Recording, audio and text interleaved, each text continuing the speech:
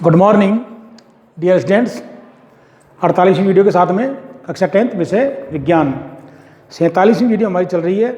उसमें हमने आपको मानव जनन तंत्र के भागों के बारे में बताया था कि मानव में नरजन तंत्र और मानव जनन तंत्र पाया जाता है। हमने आपको नरजन तंत्र के विभिन्न भागों के बारे में बता दिया था। अब हम उसका वर्णन करते हैं। तो देखिएगा, मानव नरजन तंत्र, मानव नर जनन तंत्र। ध्यान देना, मानव नरजन तंत्र में हमने आपको बताया था कि प्राथमिक लैंगिक अंग और द्वितीयक लैंगिक अंग दो भागों में बांटा गया है। तो मानव के जो प्राथमिक लैंगिक अंग हैं या प्रमुख जननांग है वो वृषण होते हैं। मानव में एक जोड़ी वृषण पाए जाते हैं। तो इसका एक बार हम चित्र देख लेते हैं, इसका डायग्राम, उसके बाद में इसका वर्णन कराएंगे आपको। तो डायग्राम के अंदर देखिएगा आप,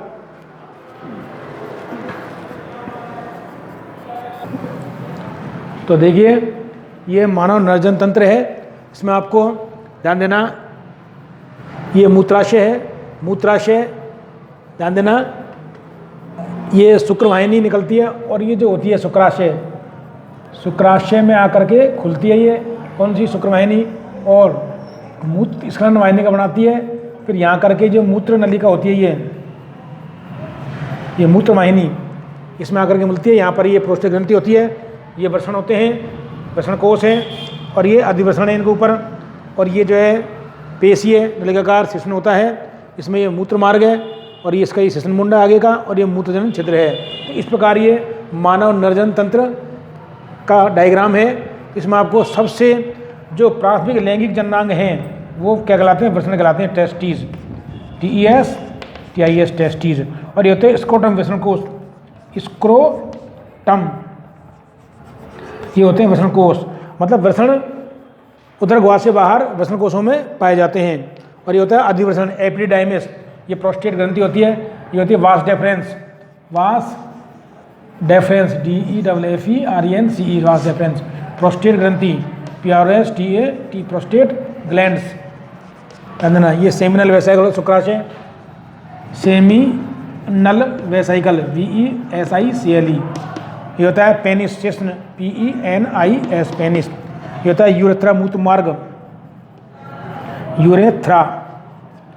ये तो शिश्नमुंड, penis glans, PENIS, penis glans, शिश्नमुंड। ये मूत्रजनन छिद्र, urinary aperture, urinary aperture, epididymis, epididymis, epididymis. ये होता है मूत्राशय, urinary bladder, urinary bladder, BLADDER, vas deferens हो गई, प्रोस्टेट ग्रंथि हो गई। तो देखिएगा, ध्यान देना, वृषणों में वृषण उदर गुहा से बाहर पाए जाते हैं। इनमें शुक्राणु का निर्माण होता है और टेस्टोस्टेरोन हार्मोन का स्त्रवण किया जाता है। यहाँ से शुक्राणु कहाँ जाएंगे, शुक्राशय में जाएंगे शुक्रवाहिनी के द्वारा, और शुक्राशय द्वारा एक रस का स्त्रवण किया जाता है, शुक्ररस कहते हैं, जो वीर्य का भाग बनाता है। और यहाँ पर शुक्राशय में शुक्राणु का स्टोर होता है। शुक्राणु को स्टोर होने के बाद में शुक्राणु को ऊर्जा प्राप्त होती है। इसके बाद में ये कहाँ आएंगे, प्रोस्टेट ग्रंथि में, प्रोस्टेट ग्रंथि के द्वारा एक प्रोस्टेट द्रव का स्त्रवण किया जाता है जो शुक्राणु को गति प्रदान करता है। और फिर शुक्राणु मूत्राशय से मूत्र और वीर्य, ध्यान देना, दोनों मूत्रजनन छिद्र से होकर के निकलते हैं, इसलिए इसे क्या बोलते हैं, मूत्रजनन छिद्र कहते हैं। तो इसके बारे में थोड़ा वर्णन कर लेते हैं, देख लेते हैं। ध्यान देना, सबसे प्रमुख अंग कौन से होते हैं मानव के, वृषण, प्राथमिक लैंगिक जननांग। तो ध्यान देना, प्राथमिक लैंगिक जननांग, ध्यान देना, वे अंग किसे कहते हैं, प्राथमिक लैंगिक जननांग, वे अंग जिनमें लैंगिक कोशिकाओं या युग्मकों का निर्माण होता है, प्राथमिक लैंगिक जननांग कहलाते हैं। या वे अंग जिनके द्वारा लैंगिक कोशिकाओं या युग्मकों एवं कुछ हार्मोन्स का स्त्रवण, निर्माण एवं स्त्रवण किया जाता है, लैंगिक अंग कहलाते हैं। तो इसके बारे में देख लेते हैं हम, ध्यान देना, इसका वर्णन कर लेते हैं। तो सबसे पहले नर जनन तंत्र को दो भागों में बांटा गया है। कौन सा है, पहला है प्राथमिक लैंगिक जननांग, प्राथमिक लैंगिक जनन अंग या प्राथमिक लैंगिक अंग ये भी कह सकते हैं, प्राथमिक लैंगिक अंग। ध्यान देना, तो ये क्या होते हैं परिभाषा देखो इनकी, ध्यान देना। वे अंग, ध्यान देना, वे अंग जिनके द्वारा, वे अंग जिनके द्वारा, वे अंग जिनके द्वारा लैंगिक कोशिकाओं, लैंगिक कोशिकाओं, सेक्स सेल्स, लैंगिक कोशिकाओं या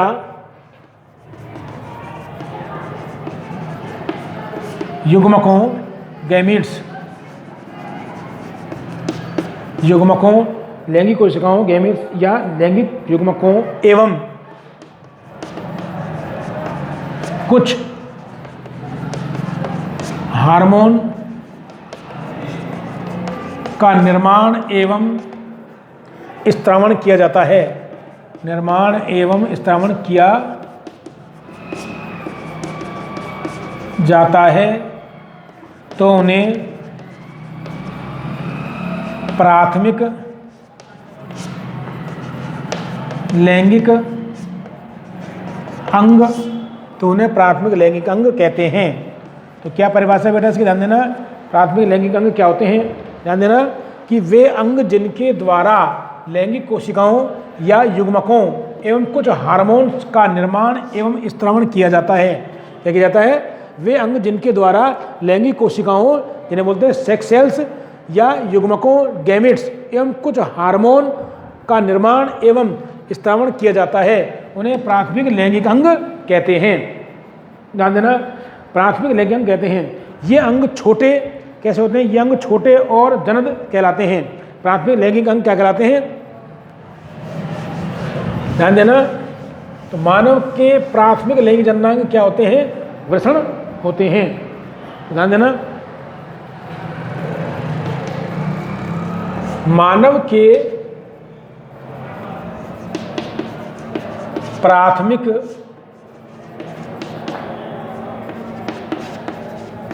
लैंगिक अंग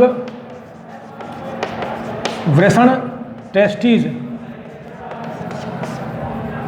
मानव के प्राथमिक लैंगिक अंग वृषण होते हैं। ध्यान देना, क्या होते हैं? वृषण होते हैं। तो ध्यान देना, वृषण छोटे और जनद कहलाते हैं। ध्यान देना, वृषणों को जनद कहते हैं। क्या कहते हैं?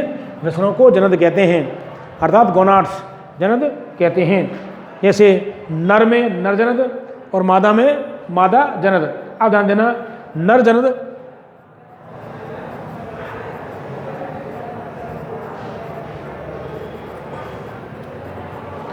वृषणों को नर जनद कहते हैं, जो लिखना आप, नर जनद कहते हैं।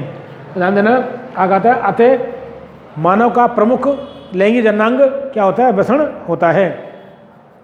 तो हम किसके बारे में करेंगे? वृषणों के बारे में चर्चा।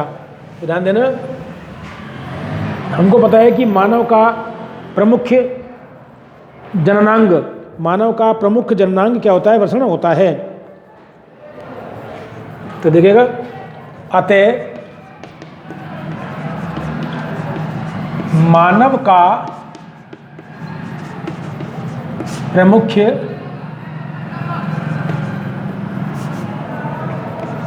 लैंगिक जननांग वृषण होता है। ये हम पहले बता चुके हैं, प्रमुख लैंगिक जननांग वृषण होता है। तो मानव में वृषण कहाँ पाए जाते हैं? मानव में वृषण उदर गुहा या के बाहर पाए जाते हैं, जो संख्या में कितने होते हैं? 2 होते हैं, अर्थात एक जोड़ी होते हैं। तो इसमें देखिएगा, मानव में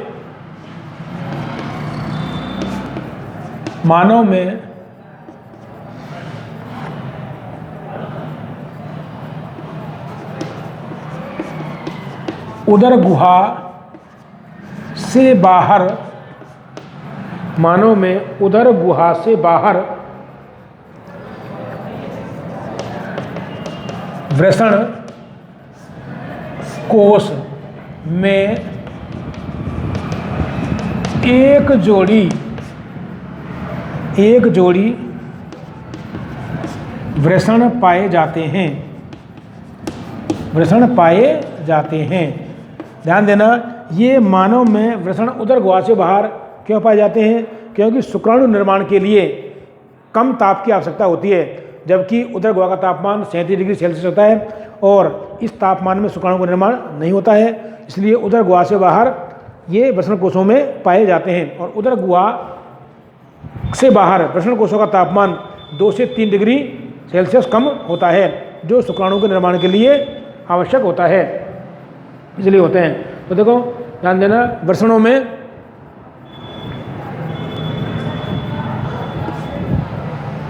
एक जोड़ी होते हैं। आप ध्यान देना, वृषण में नरजनन कोशिका एवं अंतःस्रावी कोशिका के रूप में 2 भाग पाए जाते हैं। ध्यान देना, वृषण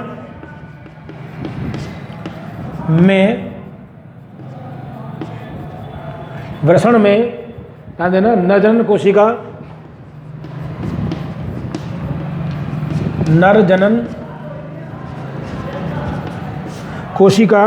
वृषण में नरजनन कोशिका और अंतःस्रावी ग्रंथि के रूप में, और अंतःस्रावी ग्रंथि के रूप में 2 भाग पाए जाते हैं।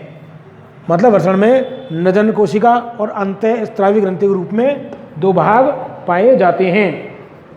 ध्यान देना, नरजनन कोशिकाओं के द्वारा शुक्राणु का निर्माण किया जाता है। इसमें ध्यान देना, नरजनन कोशिकाओं के द्वारा, नरजनन कोशिकाओं के द्वारा शुक्राणुओं का निर्माण किया जाता है।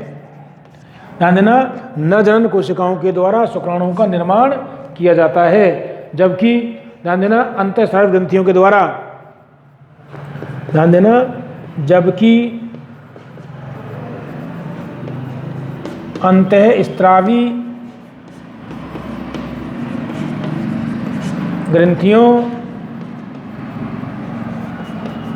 के द्वारा टेस्टोस्टेरोन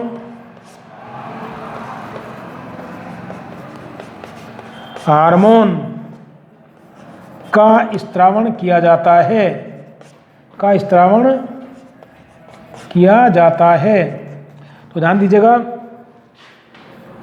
कि 2 भाग होते हैं वृषण में, नरजनन कोशिका और अंतःस्रावी ग्रंथि के रूप में 2 भाग होते हैं। नरजनन कोशिकाओं के द्वारा शुक्राणुओं का निर्माण किया जाता है और अंतःस्रावी ग्रंथियों के द्वारा टेस्टोस्टेरोन हार्मोन, जो कि नर हार्मोन होता है, का स्त्रावण किया जाता है।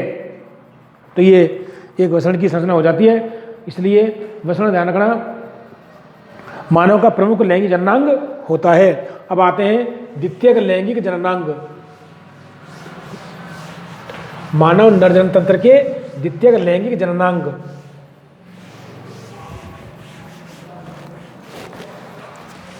द्वितीयक लैंगिक जननांग, तो ध्यान देना, दूसरा भाग क्या है? द्वितीयक लैंगिक जननांग।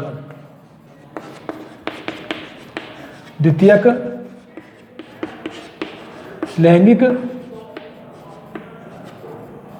जननांग, द्वितीयक लैंगिक जननांग।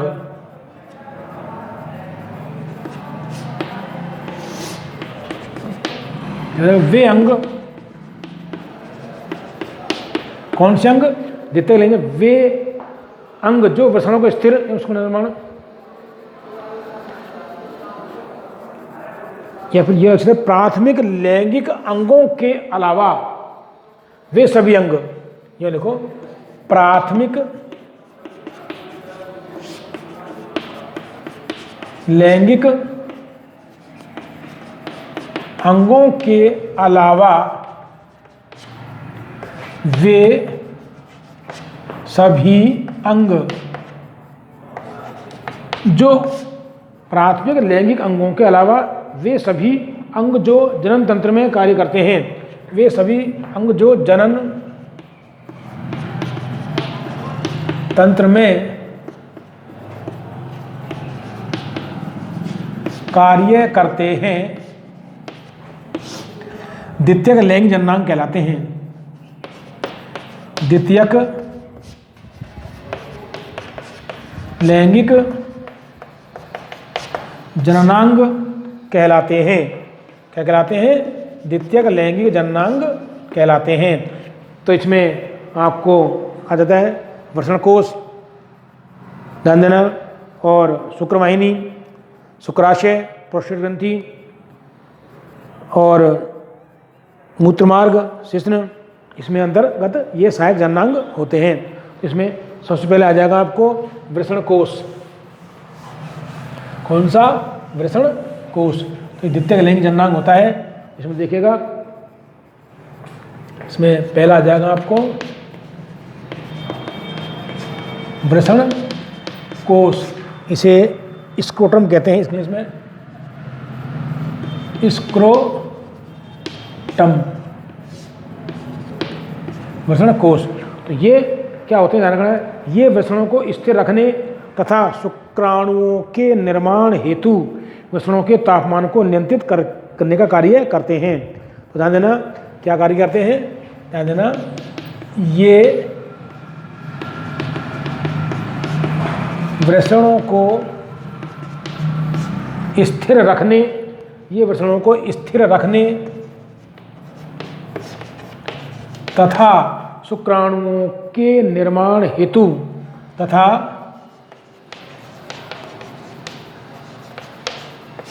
शुक्राणुओं के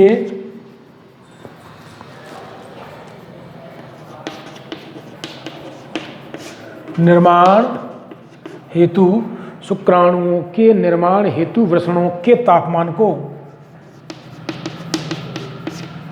वृषणों के तापमान, वृषणों के तापमान को नियंत्रित करने का कार्य करते हैं। वृषणों के तापमान को नियंत्रित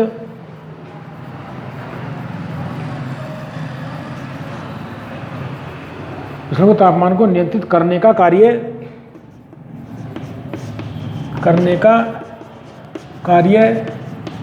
करते हैं। ध्यान देना, ताप नियंत्रक के रूप में कार्य करते हैं ये। अतः वृषण कोष, ध्यान देना, अतः वृषण कोष का तापमान शरीर के तापमान से 2 या 3 डिग्री सेल्सियस कम होता है, जो शुक्राणु निर्माण के लिए आवश्यक होता है। अतः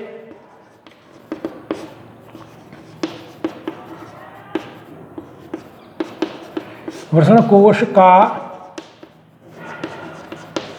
तापमान उदर गुहा के तापमान से, वृषण कोष का तापमान शरीर या उदर गुहा के तापमान, शरीर या उदर गुहा के तापमान से 2 से 3 डिग्री सेल्सियस कम होता है, जो शुक्राणुओं के निर्माण के लिए, शुक्राणुओं के निर्माण के लिए उचित होता है। ध्यान देना, शुक्राणुओं के निर्माण के लिए उचित होता है। अर्थात 37 डिग्री तापमान होगा वृषण कोष का तो शुक्राणु का निर्माण नहीं होगा। तो कहने का मतलब वृषण कोष क्या करते हैं? ताप नियंत्रक का कार्य करते हैं। अतः वृषण कोष, अतः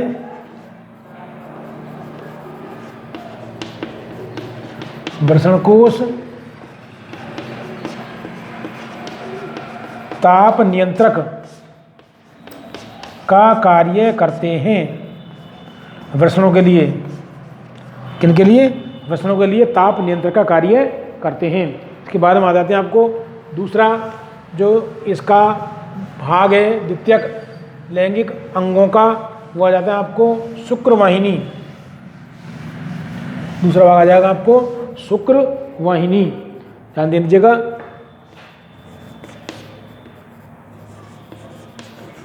शुक्र वाहिनी, वास डेफरेंस,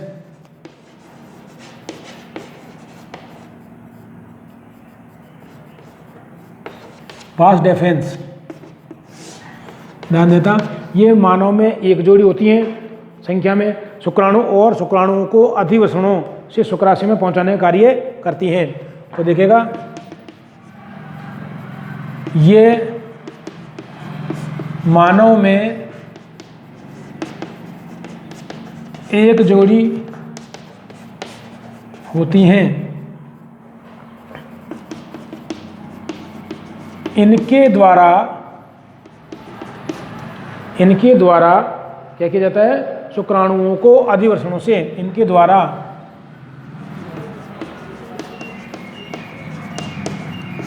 शुक्राणुओं को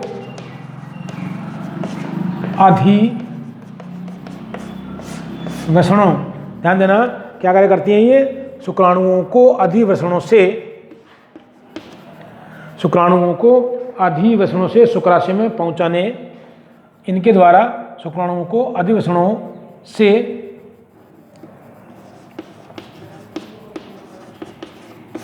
शुक्राशय में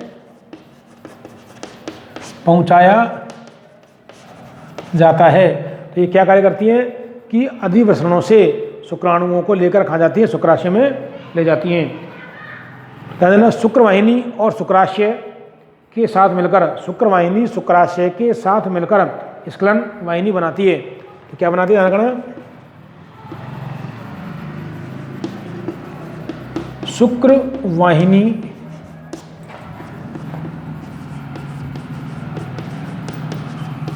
शुक्राशय के साथ मिलकर, शुक्रवाहिनी शुक्राशय के साथ मिलकर स्खलन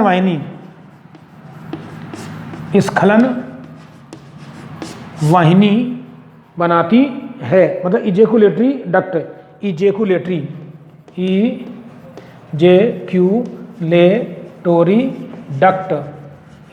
डक्ट ये स्खलन वाहिनी बनाती है।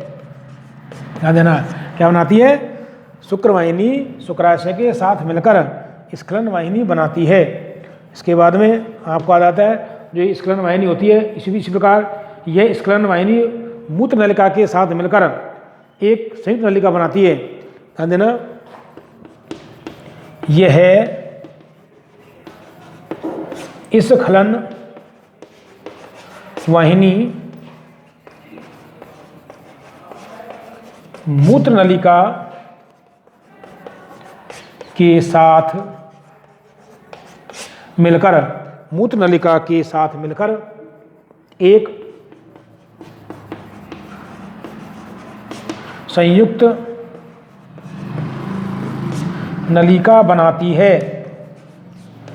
एक संयुक्त नलिका बनाती है, जिससे शुक्राणु एवं मूत्र दोनों समान मार्ग से प्रवाहित होते हैं, जिससे होकर शुक्राणु एवं मूत्र दोनों प्रवाहित होते हैं। क्या होता है कि स्खलन वाहिनी मूत्र नलिका के साथ मिलकर एक संयुक्त वाहिनी बनाती है, जिसके द्वारा शुक्राणु और मूत्र समान रूप से प्रवाहित होते हैं, समान मार्ग से प्रवाहित होते हैं। इस मार्ग को ध्यान देना, समान रूप से क्या होता है, शुक्राणु एवं मूत्र दोनों प्रवाहित होते हैं, ये समान रूप से प्रवाहित होते हैं। इस मूत्र को मूत्र मार्ग या मूत्र जनन मार्ग कहते हैं। तो आगे देखिएगा,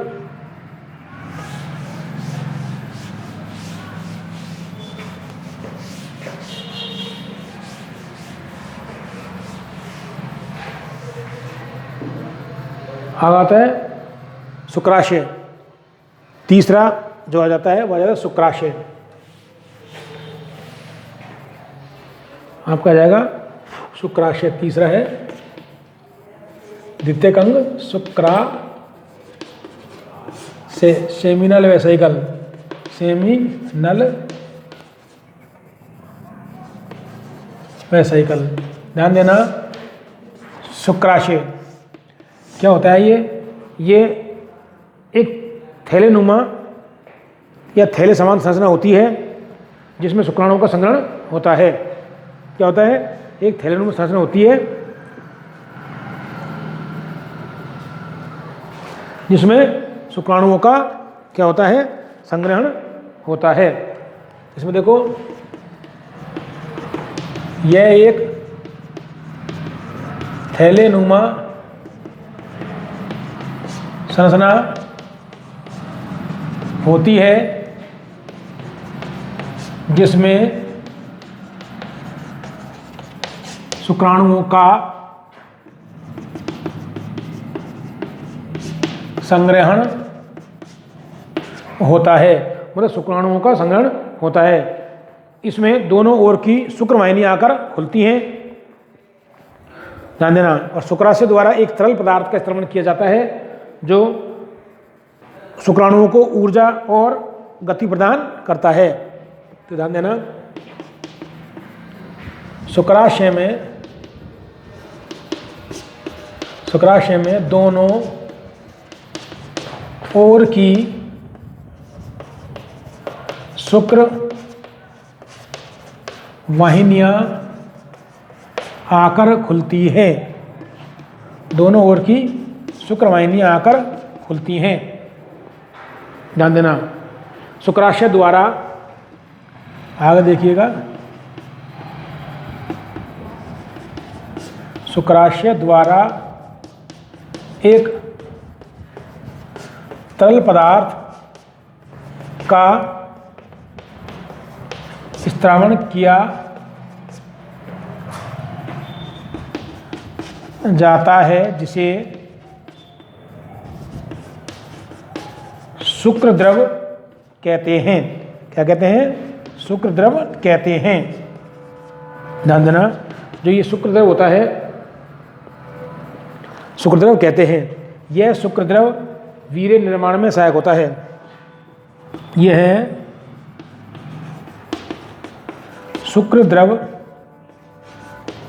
वीर्य निर्माण में सहायक होता है, ध्यान देना। और यह शुक्र द्रव शुक्राणुओं को ऊर्जा प्रदान करता है, शुक्राणुओं को ऊर्जा और गति प्रदान करता है। ध्यान देना, क्या करेगा कि यह शुक्राशय क्या है? एक थैलेनुमा संरचना होती है जिसमें शुक्राणुओं का संग्रहण होता है। शुक्राशय में दोनों ओर की शुक्रवाहिनियां आकर खुलती हैं। ध्यान देना, शुक्राशय द्वारा एक तरल पदार्थ का स्त्रवण किया जाता है जिसे शुक्रद्रव कहते हैं। यह शुक्रद्रव वीर्य निर्माण में सहायक होता है और ध्यान देना, शुक्राणुओं को गति प्रदान करता है और ऊर्जा प्रदान करता है। इसके आगे का टॉपिक हम अगले वीडियो में बताएंगे। धन्यवाद।